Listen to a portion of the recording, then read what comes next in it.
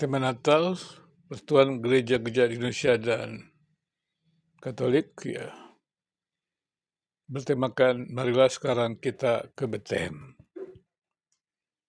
Tema tersebut menjelaskan bahwa sebagaimana tertulis dalam kitab Lukas 1 Lukas 2 ayat 1 sampai 20.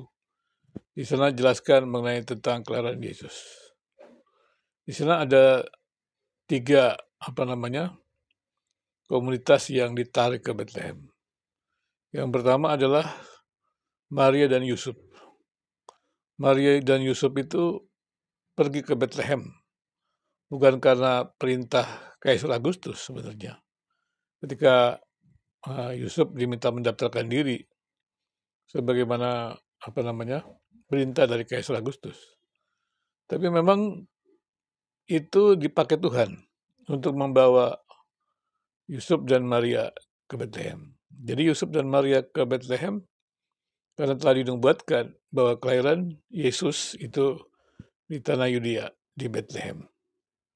Jadi ke tempat itulah Yusuf dan Maria datang, tempat di mana Allah turun dari surga menjadi manusia, yaitu lahir sebagai anak manusia, yaitu Yesus, yang adalah Allah yang menjadi manusia. Kemudian yang kedua adalah malaikat di surga juga turun dari surga, menyatakan tentang kemuliaan Tuhan dan juga kedamaian di bumi. Malaikat surga tentu saja menyambut peristiwa itu, peristiwa yang begitu agung. Kenapa menyambutnya? Karena memang Allah ataupun Allah anak ataupun Yesus adalah Allah itu menjadi manusia. Dan itu sebuah peristiwa besar. Jadi Allah diam bersama-sama dengan manusia. Allah tidak kehilangan kealahannya. Artinya Yesus adalah Allah sejati dan manusia sejati. Jadi Yesus tidak kehilangan kealahannya dan juga kemanusiaannya ada kemanusiaan yang sejati. Hanya saja kealahannya tidak dinampakkan ketika Yesus hadir sebagai manusia sejati, tapi tidak kehilangan. Kemudian adalah kelompok yang kedua adalah para gembala. Pembala-gembala itu datang ke Bethlehem. Dan mereka mengikuti apa yang diperintahkan para malaikat, yaitu sebuah peristiwa penting, yaitu Allah menjadi manusia dan menebus dosa manusia untuk mati di kayu salib. Berarti itu peristiwa penting sekali. Sebuah di mana Allah mendamaikan manusia dengan dirinya. Dengan menjadi manusia, ya Allah menjadi manusia dan mati mengorbankan dirinya untuk menebus dosa manusia. Jadi manusia yang berdosa yang tidak bisa menghampiri Allah dan tidak bisa melepaskan diri dari belenggu dosa. Dan karena ditipu oleh iblis dan iblis menjadi tuannya, maka manusia semata-mata hanya melakukan dosa sesuai dengan kehendak tuannya atau perintahnya. Nah, peristiwa Natal itu menjadi penggenapan janji Allah tentang janji penebusan dosa yang akan dikerjakan Yesus di kayu salib. Dan ketika peristiwa itu selesai dikerjakan, maka itu berarti juga manusia terbebas dari belenggu dosa, belenggu iblis. Karena itulah peristiwa penting terjadi di Bethlehem, yaitu rumah roti. Disitulah yang kita sebut roti hidup. Yesus yang memberi kehidupan. Yesus yang menghadirkan kehidupan. Mengampuni dosa. Hadir di Bethlehem. Kemuliaan Tuhan hadir di Bethlehem. Kemuliaan Tuhan dinyatakan di Bethlehem. Maka Yusuf dan Maria menggenapi rencana Allah untuk bisa melahirkan Yesus yang adalah yang dikandung dari Roh Kudus dalam rahim Maria itu lahir di Bethlehem. Demikian juga Yusuf untuk menggenapi rencana Allah. Para malaikat memuji kemuliaan Tuhan, keagungan Tuhan. Bagaimana bisa Allah yang agung itu menghampiri manusia berdosa dan mengampuni dosa manusia, bahkan hidup bersama-sama manusia untuk menanggung penderitaan manusia dan menanggung dosa manusia di kayu salib. Dan para gembala itu juga datang ke Bethlehem. Ya. Karena tahu bahwa Yesus yang dijanjikan itu telah datang di Bethlehem. Roti hidup itu telah datang di Bethlehem, sumber kehidupan itu. Manusia yang berdosa mendapatkan harapan. Karena itu tema marilah kita ke Bethlehem merupakan suatu peristiwa penting. Ajakan supaya kita semuanya bukan hanya mengingat tentang janji Tuhan, yaitu kelahiran Yesus di Bethlehem yang kemudian mati menebus dosa manusia. Tapi juga datang ke Bethlehem itu berarti datang kepada Yesus, roti hidup itu. Dan kita bergantung kepada Dia dan mengikuti dan turut mentaati ataupun menjadikan Yesus sebagai teladan hidup. Dan kemudian juga datang ke Bethlehem itu berarti juga hidup dalam sukacita Allah. Manusia yang tidak punya harapan, tetapi datanglah ke Bethlehem. Karena di sana ada harapan, di sana ada kemuliaan Tuhan, di sana ada kedamaian Tuhan. Selamat Natal, mari segera kita ke Bethlehem, menyambut Raja yang sudah datang itu, dan juga menantikan kedatangan Yesus yang kedua kali. Agama atau keyakinan sesungguhnya adalah berlandaskan kepada iman seseorang atau keyakinan itu tidak membutuhkan sebuah pembuktian. Karena iman memang tidak membutuhkan pembuktian.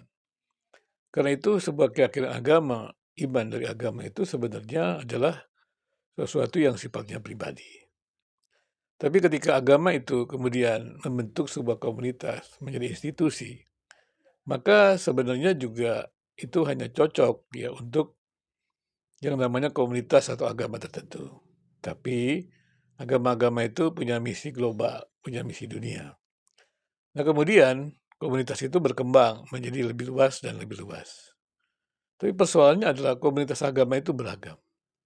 Maka ketika perjumpaan antara agama-agama yang beragam saling memperluas, bahkan kemudian terjadi persaingan marketing agama, mungkin yang sekarang populer demikian, maka di situ terjadi konflik dan benturan-benturan. Pertanyaannya sekarang adalah agama yang sebenarnya landaskan iman, yang sebenarnya bisa diterima, dipercaya itu hanya dalam komunitas tertentu saja, dimaknai ya logis dalam komunitas tertentu saja, itu kemudian juga menjangkau dunia yang lebih luas dan seringkali juga tidak lagi berupa sebuah kesaksian, tetapi sebuah pemaksaan.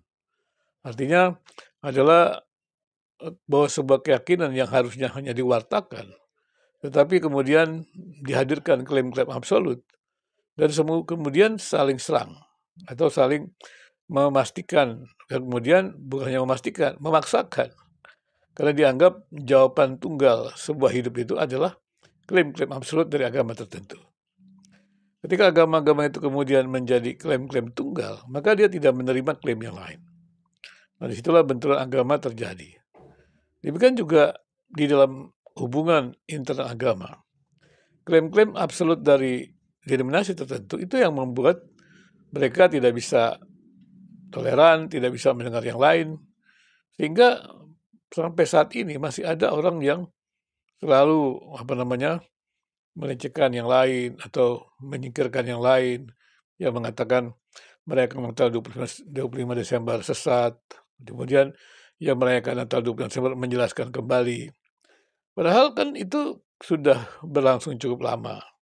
Kemudian juga ketika di medsos yang berbicara itu adalah bukan orang-orang yang punya kemampuan sejarah, punya kemampuan penelitian. Jadi mereka hanya sekadar bicara di dalam dunia medsos, apalagi pembicaranya sangat singkat, tidak bisa membuat sebuah laporan penelitian. Bahkan mereka memang tidak perlu meneliti karena memang mereka tidak berkeinginan untuk tahu, tapi sekadar hanya berbicara. Inilah yang terjadi karena informasi-informasi dunia medsos yang singkat-singkat ini kemudian juga menjadi persoalan. Jadi orang tidak mau tahu mana yang benar. Yang dimunculkan adalah persepsi-persepsi dan kemudian dicarilah data-data sesingkat-singkatnya untuk bisa meneguhkan persepsi tersebut. Padahal itu bukanlah temuan kebenaran. Nah, ketika itu juga terjadi dalam dunia agama, maka disinilah kemudian terjadi saling serang, saling melecehkan, saling menistakan, saling membidatkan seperti itu. Dan ini sebenarnya menurut saya sesuatu yang tidak patut ya untuk bisa hadir di ruang agama.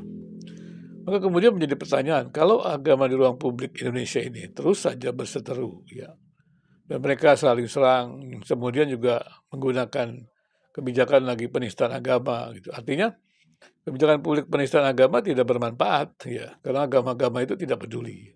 Padahal sebuah kesepakatan harusnya kan di dalam publik itu mereka tidak bisa saling menghinakan, tidak bisa. Tapi persaingan-persaingan politik di agama ini, politik agama ini terjadi. Karena agama ini bisa dijadikan instrumen apa saja, instrumen politik, instrumen ekonomi gitu. Itu bisa terjadi. Maka kalau dia kemudian berada di ruang publik ya, kemudian digunakan instrumen-instrumen yang lain, ini kan menurut saya sangat berbahaya sekali. Karena itu menurut saya adalah bahwa pemerintah juga mestinya melihat apakah ada hal-hal yang sifatnya agama itu masih bisa di ruang publik. Tapi kan kita juga melihat dalam sejarah dunia ketika sekularisme muncul, melarang agama dalam ruang publik, yang terjadilah fundamentalisme agama. Jadi radikalisme agama yang ingin mengambil pemerintahan untuk bisa menyeragamkan semua kepercayaan, itu pun terjadi. Nah, persoalannya adalah bagaimana agama-agama itu bisa bergaul dengan damai, ya, dan kemudian juga bisa saling menghargai. Itu persoalan-persoalan yang menurut saya tidak mudah dalam dunia makin modern, makin global. Jadi dunia medsos ini harusnya bisa menjadi ruang di mana agama-agama itu bisa saling belajar dan kemudian makin saling mengenal dan juga membuat ruang publik itu menjadi sehat. Kalau ruang publik medsos itu sehat, maka ruang publik nyata kita yang di dalam dunia perjumpaan langsung itu akan lebih baik. Tapi kalau ruang publik medsos itu tidak bisa ditata dengan baik, yang muncul ada kecurigaan, maka akibatnya adalah berita-berita hoax itu, berita-berita negatif itu, dan semangat-semangat kecurigaan itu akan menghambat perjumpaan-perjumpaan agama. Dan ini akan sangat merugikan Indonesia sendiri.